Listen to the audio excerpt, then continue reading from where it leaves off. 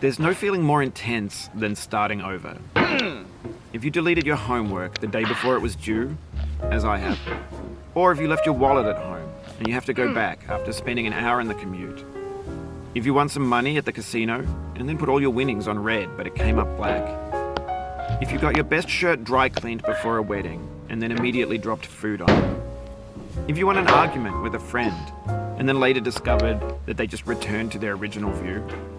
Starting over is harder than starting up. If you're not ready for that, like if you've already had a bad day, then what you're about to go through might be too much. Feel free to go away and come back. I'll be here. Alright, thanks for coming with me on this trip. I'll understand if you have to take a break at any point. Just find a safe place to stop and quit the game. And don't worry, I'll save your progress, always, even your mistakes. This game is a homage to a free game that came out in 2002, titled Sexy Hiking.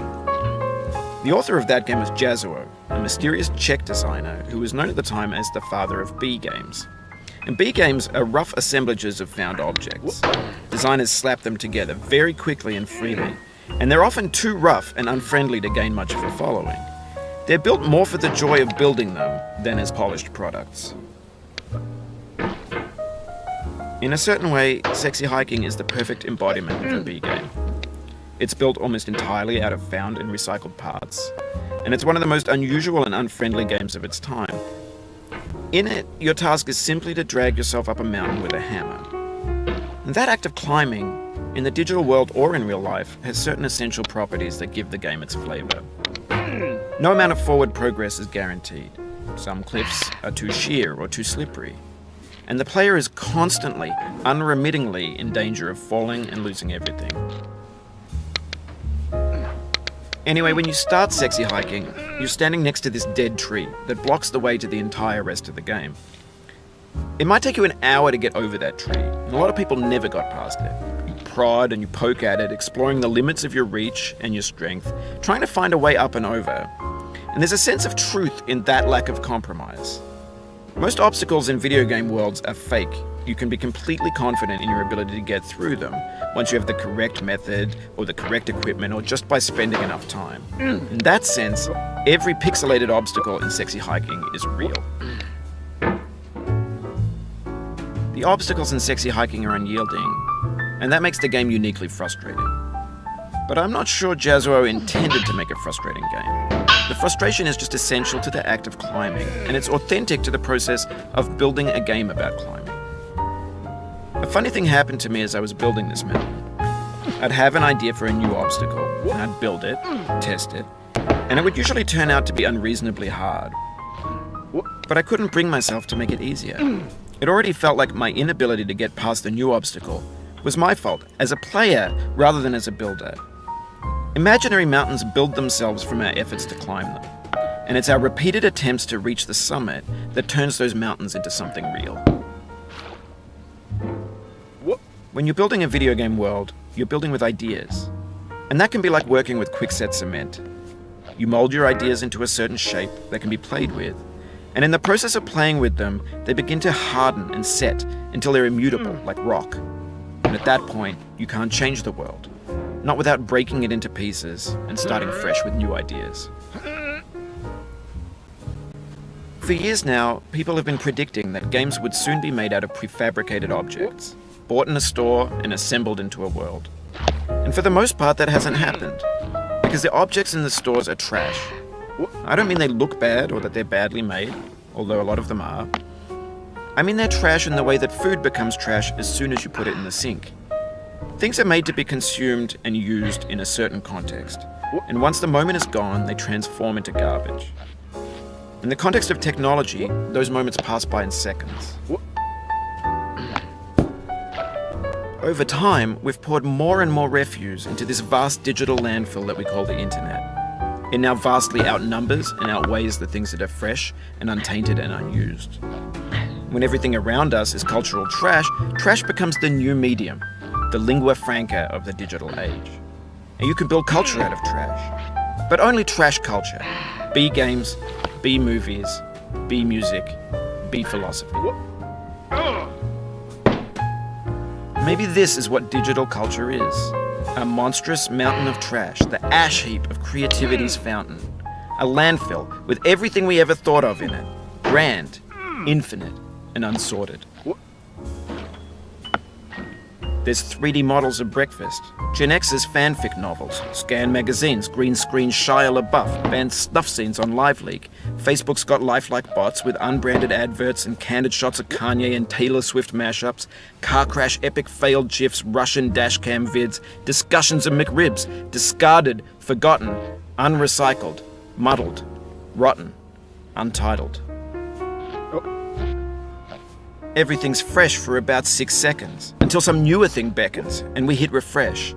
And there's years of persevering, disappearing into the pile, out of style, out of sight. In this context, it's tempting to make friendly content that's gentle, that lets you churn through it but not earn it. Why make something demanding if it just gets piled up in the landfill, filed in with the bland things?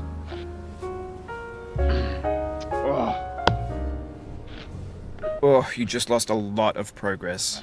That's a deep frustration, a real punch in the gut.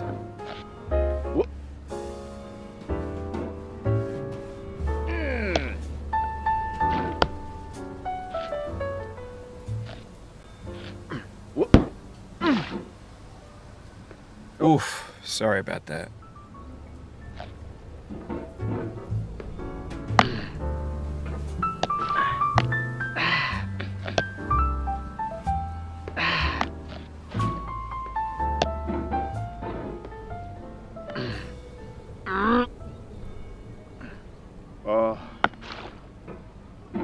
Oh, it happened again.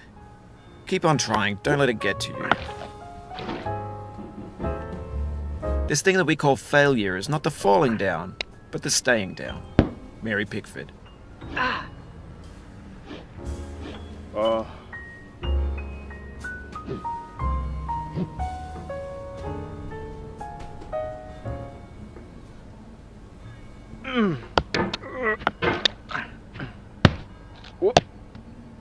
When games were new, they wanted a lot from you. Daunting you, taunting you, resetting and delaying you. Players played stoically. Now everyone's turned off by that. They want to burn through it quickly. A quick fix for the fickle. Some tricks for the clicks of the feckless. But that's not you. You're an acrobat. You could swallow a baseball bat.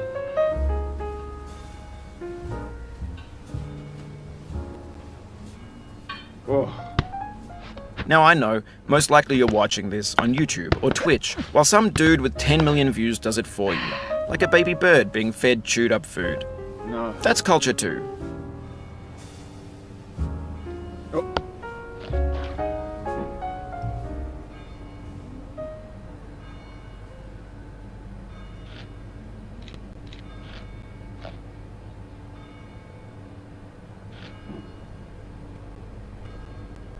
Oh no.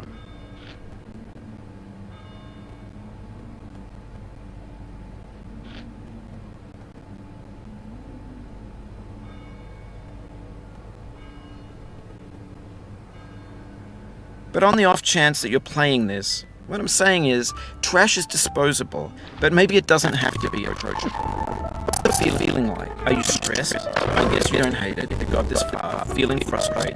It's underrated.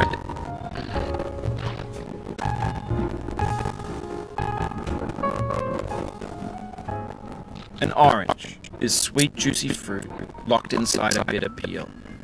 That's not how I feel about a challenge. I only want the bitterness. It's coffee. It's grapefruit. It's licorice.